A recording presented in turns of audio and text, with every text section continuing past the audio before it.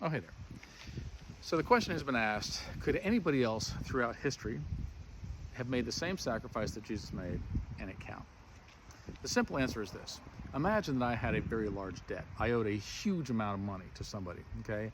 And they came and brought it to the authorities and said, this guy has to pay $1 trillion for his debt that I borrowed, okay? Now I can't pay that debt because I don't have it. I'm like, I got $100 maybe, and that I owe to this guy over here.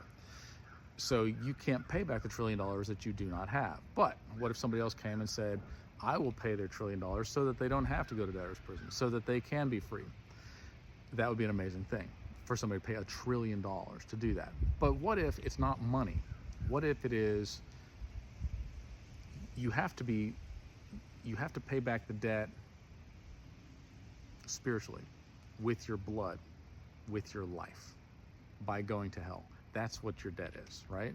So I can't pay back your debt because I can't even pay back my debt. So to go, I owe $1 trillion, but I want to make my sacrifice for you so that you don't have to go to hell. You're like, well, you don't have $1 trillion, you definitely don't have $2 trillion, right? So you have to have somebody that doesn't have any debt that does have the capital to pay for all this. Well, who has that?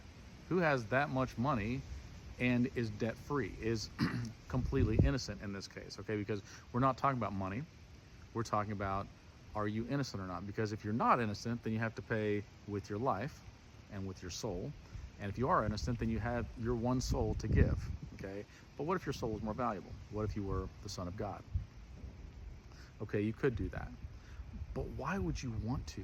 For people that have been horrible, that use your name as a curse word, that say every bad thing about you, why would you want to do that? Why would you want to come and be humiliated and take all the debt that they have, all the pain and all the suffering, all the death, and go to hell on top of that for people that do not appreciate you?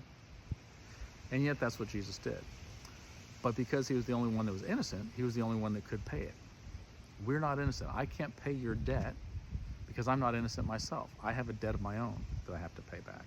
And so for somebody to go, well, I forgave myself, you're like, well, that's cute, but you're not the one that's owed the money. You're not the one that's been done dirty, okay? We have done dirty to God, and there's a debt that needs to be paid. However, he loves us so much that he sent his son Jesus to pay that debt for us. And here's the thing, the debt is paid, we just have to accept that. Now, there are people that were living in slavery back in the 1800s, and millions of them. And Abraham Lincoln gave the Emancipation Proclamation, and he said, all the slaves are free. But 2.5 years later, there were still 250,000 slaves in Texas alone. And finally, he sent troops and was like, tell them they're free. And what I'm doing to you today is I'm coming to you and I'm saying, you are free. Jesus paid that debt. Just accept it. Why are you fighting this so hard? Well, like, what is it that you're holding on to that's worth dying and going to hell? Because basically, you can take the gift, the free gift that he already paid the price for, or not.